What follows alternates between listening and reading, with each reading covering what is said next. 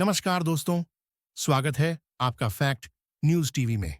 तो दोस्तों, ये इमेज निकलकर सामने आ रही है यमन से। जी हाँ, यमन पर भयंकर हमला किया है और ये हमला हुआ है इजराइल वायुसेना की तरफ से। और लिटरली इतना जबरदस्त अटैक किया कि कई घंटे तक यमन की राजधानी जलती रही और ये भी नहीं पता लगा पाया है कि एक्चुअल में कितने लोग उसके मारे गए हैं, कितने घायल हैं। इससे आप अंदाजा लगाइए इजराइल ने कितनी भारी स्ट्राइक की होगी यमन पर। लेकिन आपका सवाल होगा कि यमन पर हमला क्यों किया इजराइल ने? तो इसका कारण यह है, जब से गाजा युद्ध शुरू हुआ है हमास इजराइल के बीच में, तभी से यमन के जो विद्रोही हैं वो ईरानी मिसाइलों का सहारा लेकर लगातार हवाई हमले कर रहे थे इजराइल पर, इजरायली के डिफेंस फोर्सेस पर और खास करके इजराइल के रडार सिस्टम पर। लेकिन आप जानते ही हैं कि इजराइल के पास वर्ल्ड के one of the best system है, चाहे वो डेविड सलिंग हो या फिर आयरन डोम। इनकी मदद से पहले ही पता लग जाता है कि यमन से मिसाइल आ रही हैं, क्योंकि आप मैप में देख सकते हैं कि यमन और इजराइल के बीच में पूरा सऊदी अरब पड़ता है, यानी कि बहुत लंबा डिस्टेंस है। इस वजह से यमन के 100% अटैक को इंटरसेप्ट कर लेती थी। इजराइल की डेविड रेंज का ए डिफेंस सिस्टम है, जैसे कि S-400 है और S-500।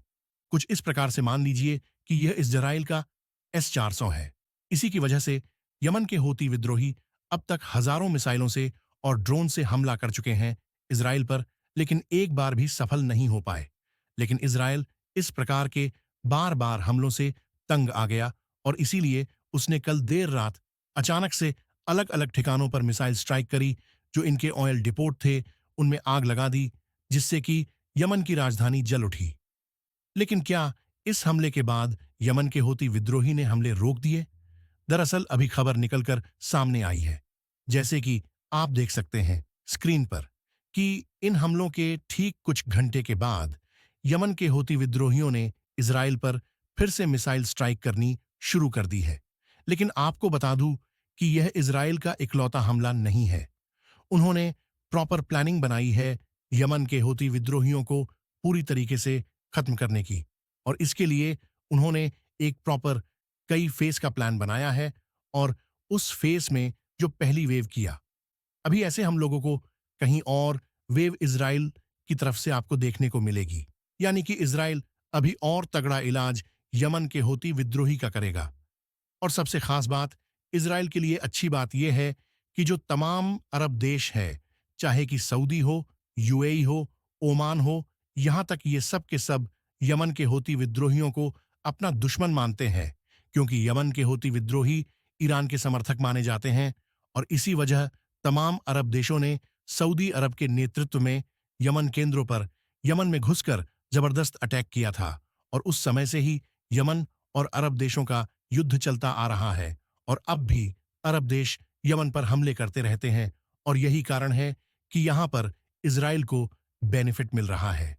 यह जो सऊदी की एयर स्पेस है, इसी का इस्तेमाल कर रहे हैं लगातार यमन पर हमला करने के लिए। लेकिन मामला सिर्फ यही तक सीमित नहीं है। एक और खबर निकलकर सामने आई है इजराइल को लेकर। दरअसल हमारे पड़ोसी देश पाकिस्तान ने इजराइल के प्रधानमंत्री बेंजामिन नेतन्याहू को आतंकवादी घोषित कर दिया है। जी हां, बेंजामिन नेतन्याहू अब ऑफिशियली पाकिस्तान के अंदर आतंकवादी कहलाएंगे। लेकिन पाकिस्तान खुशियां ऐसे मना रहा है कि वो अमेरिका हो। उसके घोषित करने के बाद पूरी दुनिया में नेतन्याहू छुपते हुए फिरे कि कहीं पाकिस्तान उन्हें पकड़ ना ले।